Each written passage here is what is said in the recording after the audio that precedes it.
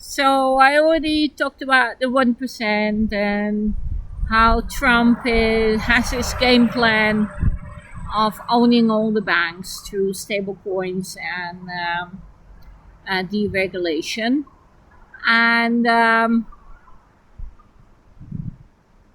how a lot of people and a lot of his friends are making a lot of money off the Iran war, from selling guns and high oil prices to insider trading.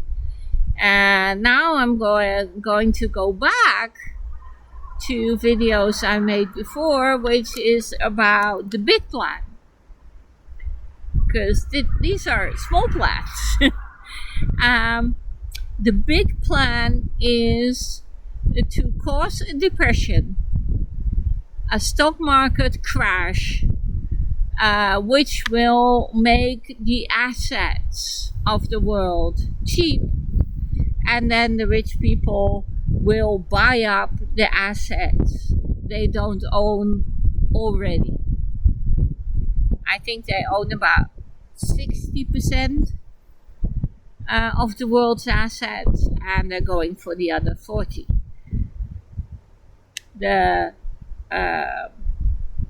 term for this strategy sorry, is asset stripping. To strip the assets, and that's what they're gonna do. And they didn't make this up. This is what happened accidentally, I don't know, on purpose, in 29. The stock market crashed. We had a Great Depression. All but the big companies were going broke.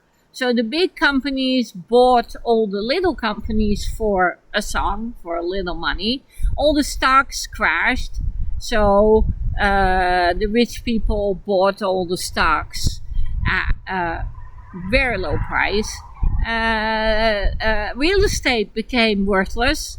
So the people with money, the rich, bought all the real estate. So they bought the businesses, the real estates, the stocks, the bonds, everything. And then the government, who was trying to provide some help for the poor and feed the hungry, sold all their assets and buildings and national parks and everything, and the rich will scoop that up for a song too. So that is what happened in 29, because a lot of people, the people who had cash to buy all the assets for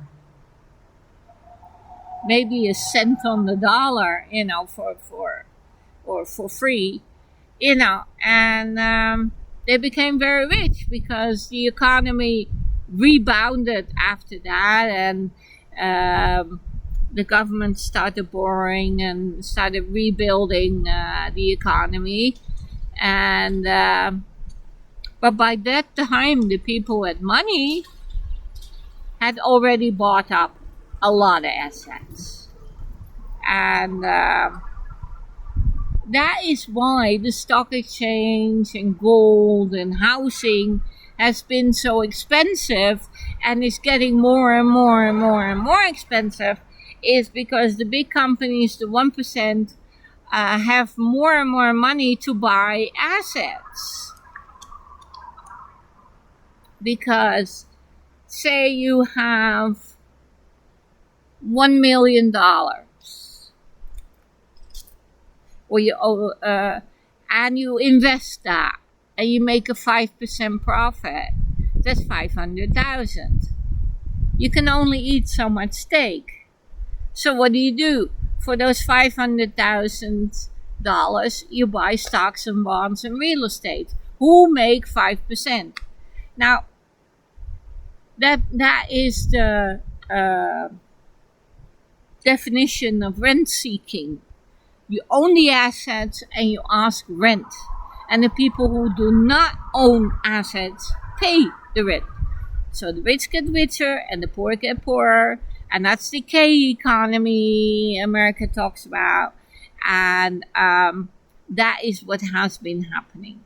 But we have come to the point where the 1% are so very rich, and the big companies have such a monopoly, like Amazon, like the tech companies, like ExxonMobil. They're so big. They own the world.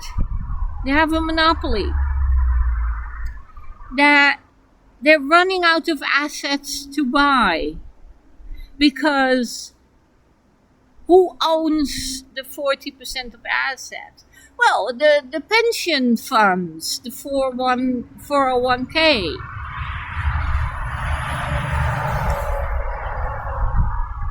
We ordinary people, working people, own a lot of stocks and bonds in our pension funds. And we live in a lot of houses we own. And there are small businesses or average size businesses, and they still own assets. And the only way the 1% can get their hands on it is if we decide to sell. And we will only sell it in a large depression. We will not sell our 401k, our pension fund stocks. We will not sell that unless we absolutely have to. And when do we have to? When the economy collapses. When do we sell our house? When we can't pay the mortgage anymore. So, I'm going to wrap this up because his car just came back. So this is the bad news. This is the big plan. That is this year, next year. That is the big plan. And Trump is going to make something happen. Or the AI bubble will burst. Or some war will explode. Or the 1% are going to make this happen. Unless we stop them. We, the people who vote for the government. We can elect politicians who are not bought by the 1% and who will do antitrust legislation like they broke down the robber barons 100 years ago. And they will provide a welfare state by taxing the rich. So, we, the people, can decide to vote for a politician who is not owned by the 1%, who is owned by us, and who has a platform of two things: regulation, antitrust, holding the rich accountable, and two, tax the rich. And what are we going to do with that money? We're going to build a welfare state. Social housing, education for all, Medicare, and welfare for the jobless, for the unemployed. It's that simple. Either we let the 1% create a crisis so big they can asset strip what we still have left, which is about 40%, or we stop them. We tax wealth, we use that money to pay for the welfare state, and we regulate, we hold them accountable, and we break up the monopolies. We did it before, we can do it again. We broke up the monopolies of the robber barons with the antitrust legislation. We did that before. We created the welfare state in the 60s and 70s. We can do that again. We've done it before. We can do it again. They cannot asset strip us if we tax the rich and take away their immunity, if we regulate them and hold them accountable. So here's the good news and the bad news. If we do nothing, If we keep voting for fascist, white supremacy, hatred politicians like MAGA, like the AFD, like Le Pen in France, if we vote for them, we vote for the 1%. We vote for a Great Depression and poverty, the destruction of the middle class. If you vote for Farage, if you vote for MAGA, if you vote for the AFD, you will lose everything. You will become poor. But you can keep your hate, your racism, your fear, your war. You can keep that and get more of it. Isn't that wonderful? You have more war, you have more hate. You know, you can kill foreigners and black people. You can beat up your wife. You know, it's just great. Get drunk, be poor, live in misery. Right on.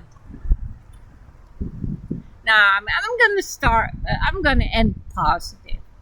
Just vote for the people who say tax wealth, regulate, antitrust, anti-monopoly, hold justice for all, not just the rich. That's all I have to do.